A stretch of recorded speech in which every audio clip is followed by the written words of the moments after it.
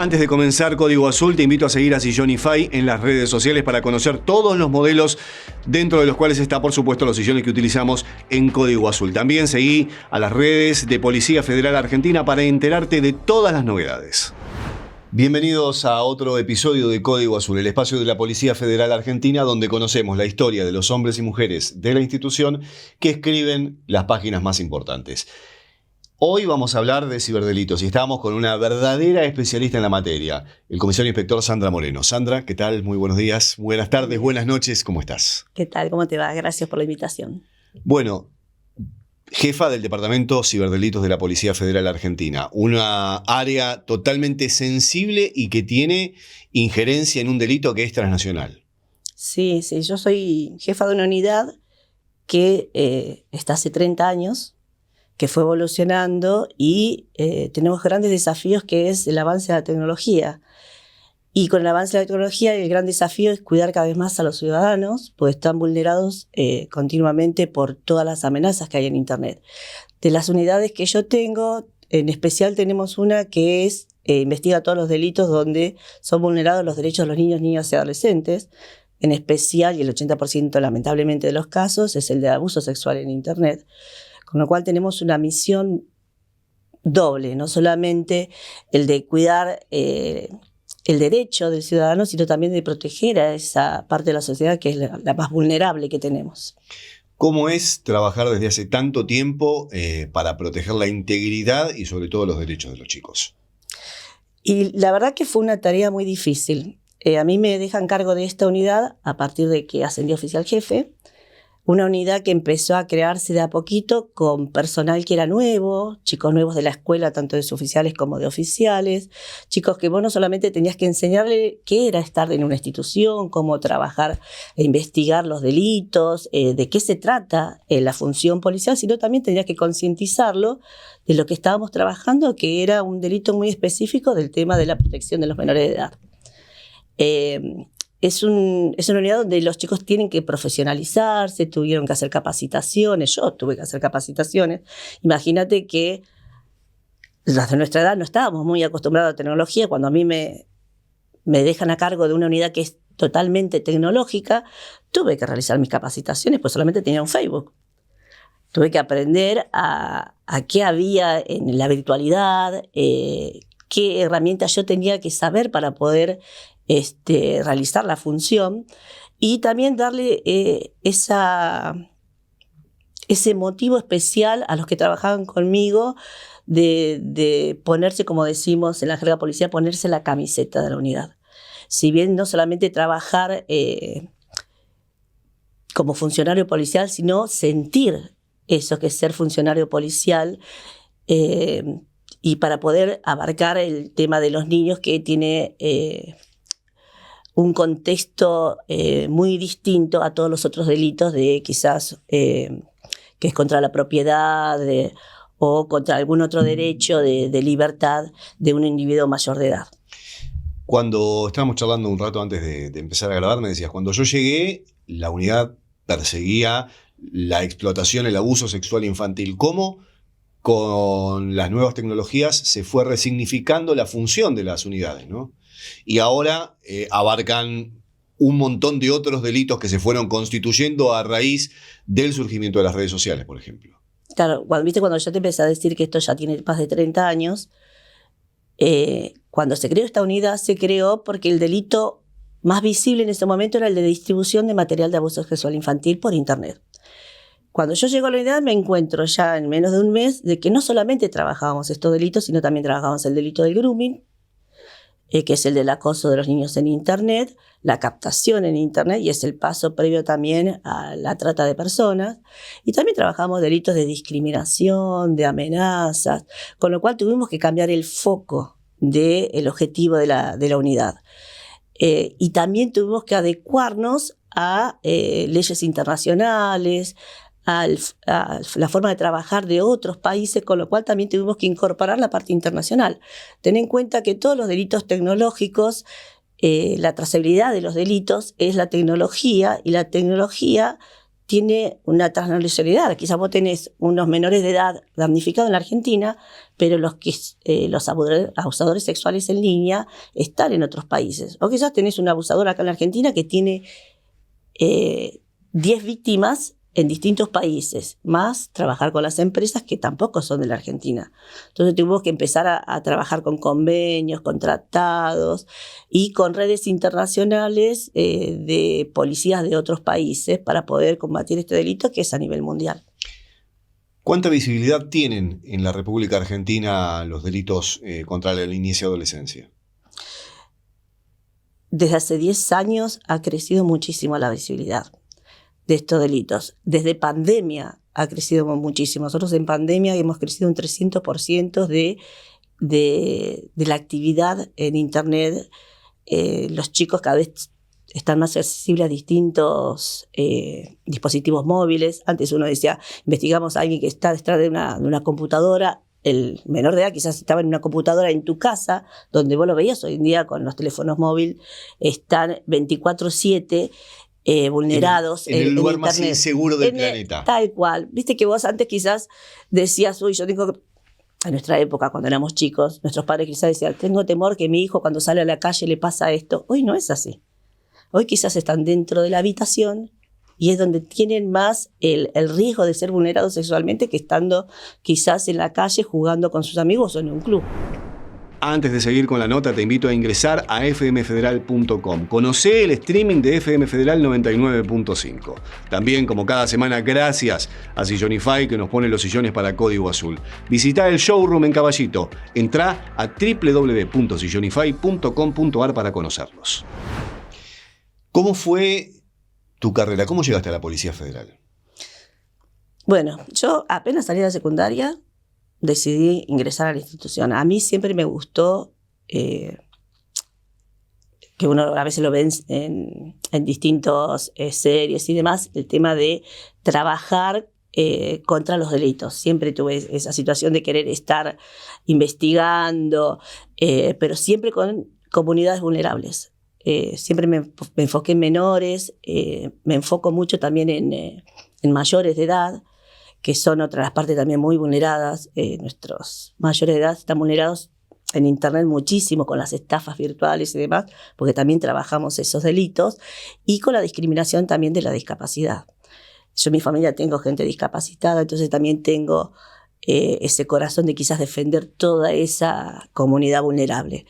Cuando arranqué en Policía Federal, mi primer destino fue tránsito, estuve en educación vial, estuve trabajando directamente con los niños en las escuelas, o los niños venían a un predio que nosotros teníamos donde había una ciudad, una mini ciudad, y le enseñamos dentro de autitos eléctricos cómo manejarse en las calles, las señales, respetar a los peatones, y también hacíamos mucho trabajo con las chicas de tránsito en las peatonales de acá de la ciudad. Íbamos a la calle Florida y hacíamos también educación vial con los transeúntes.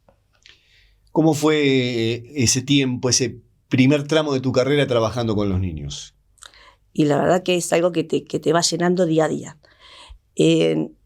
La institución, quizás a veces nosotros decimos que nos quita un montón de tiempo. Nosotros trabajamos 12, 14 horas diarias, pero la satisfacción que vos ves en esas horas que trabajás, en la sonrisa de los chicos, en lo que te dicen. Quizás algunos vienen y te dicen, ay, me encanta lo que haces, yo quiero ser policía.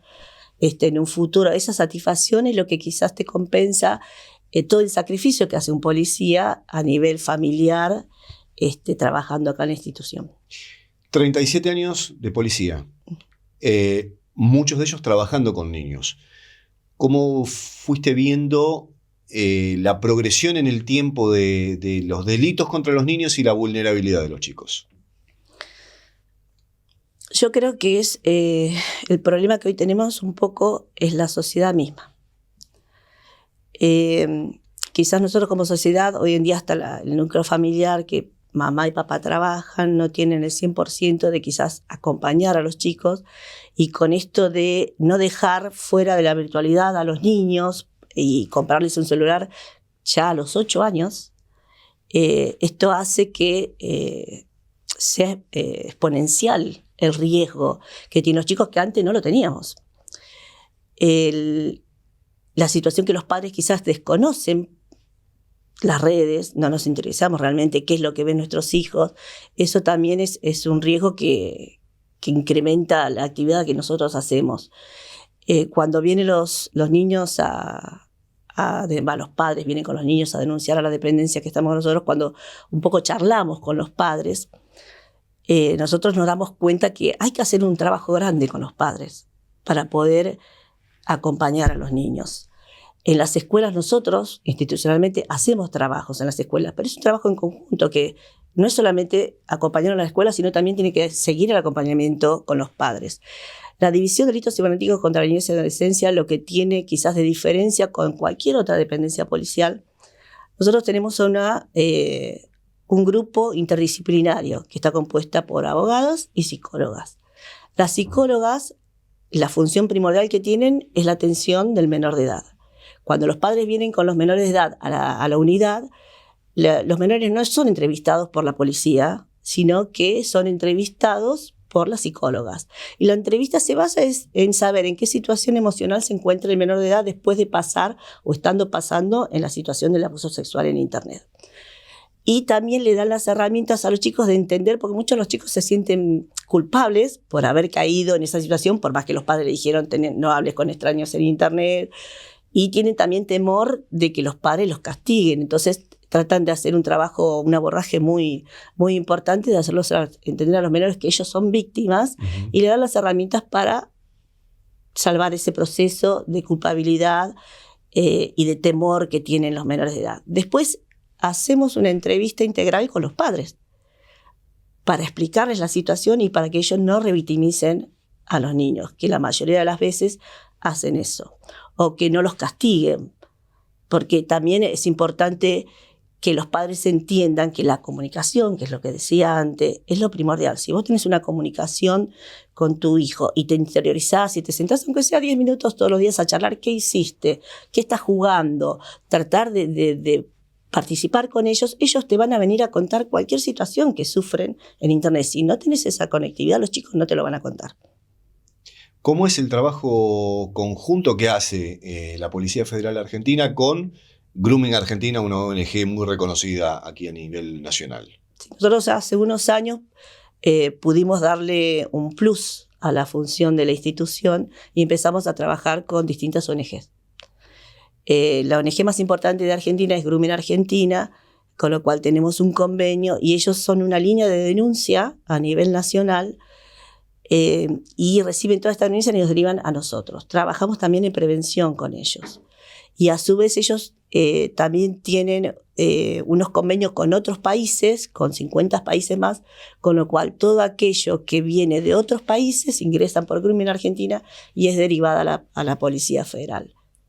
¿Cómo lleva a cabo la Policía Federal Argentina los procesos de investigación para dar con los culpables de los casos de delitos de abuso sexual infantil, por ejemplo?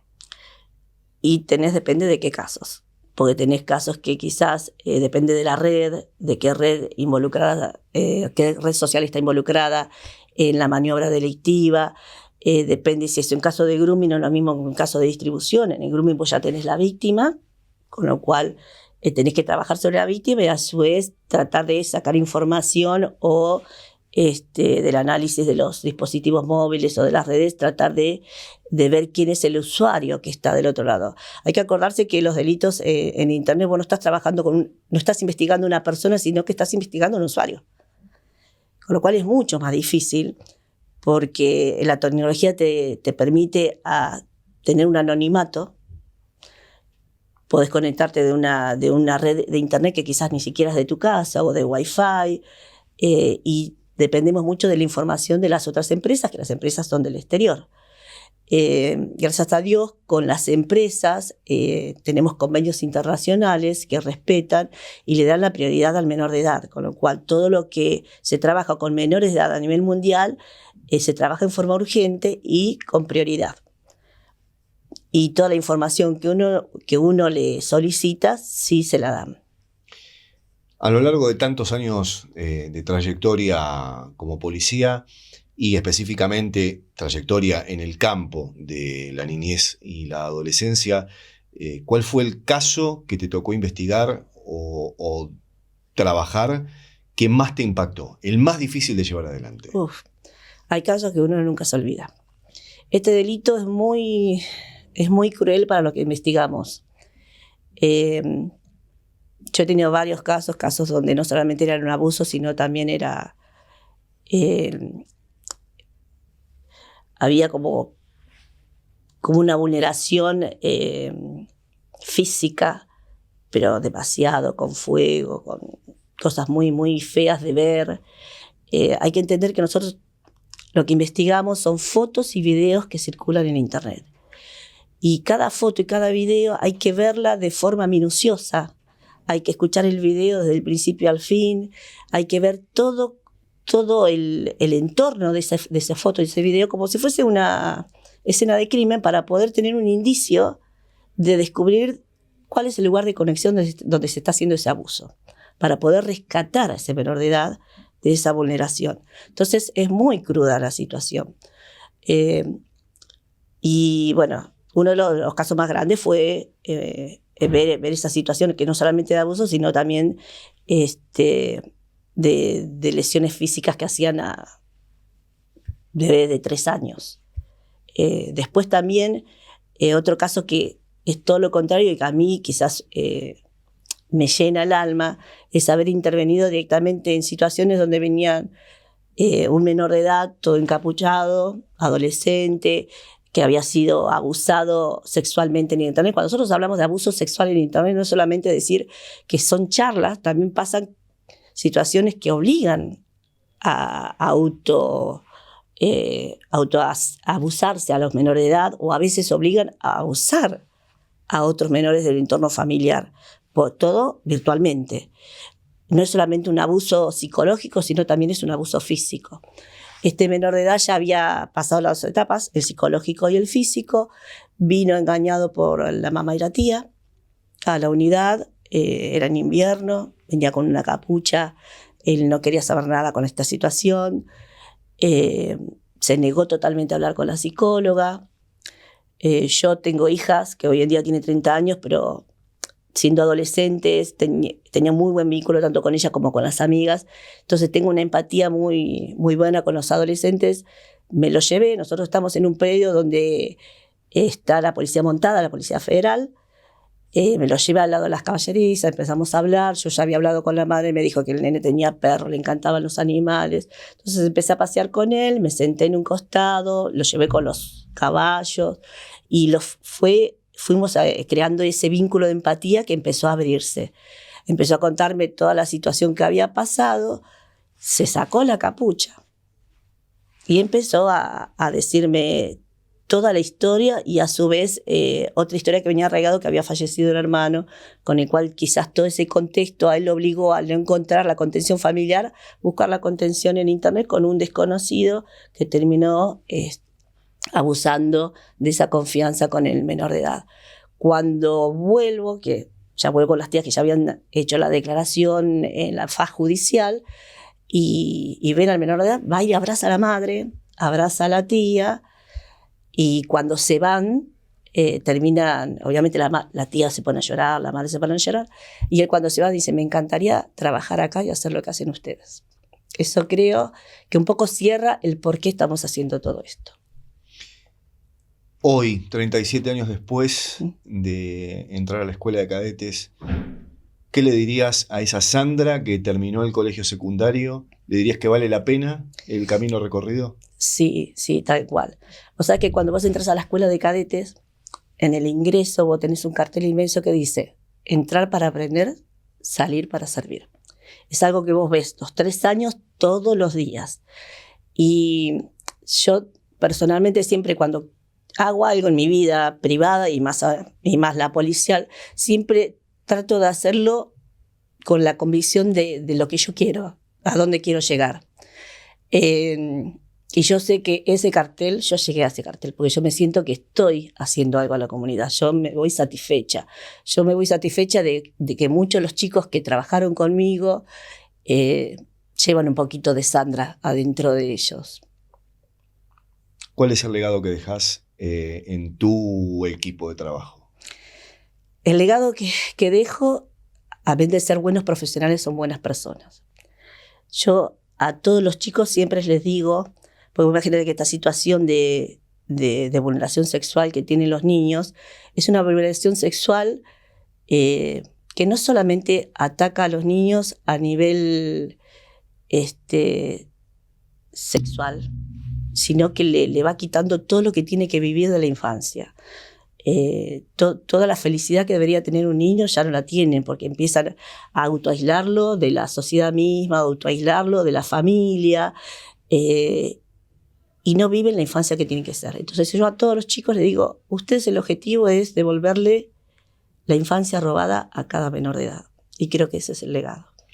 Sandra, muchísimas gracias por tu tiempo, por tu historia y por compartirla aquí en Código Azul. Gracias a ustedes. Sandra Moreno, una especialista con 37 años de trabajo en la Policía Federal Argentina, que trabaja día a día para devolverle a los niños la infancia que les fue robada. Nos reencontramos en el próximo Código Azul.